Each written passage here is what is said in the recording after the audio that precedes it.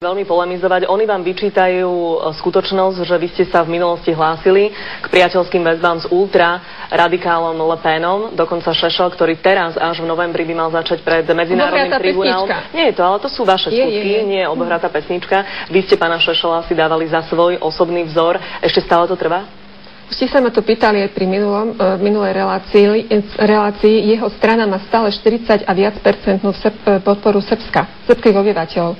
To chceme povedať, že naozaj oni sú tí zlí. A ja na druhej strane stále budem hovoriť, pretože ak hovoríme o socialistoch, nie je tu ani Šešel, budem hovoriť o tom, že vlastne, ako je to možné, že európski socialisti mlčia, keď napríklad sa kriesia fašisti v pobaltských republikách.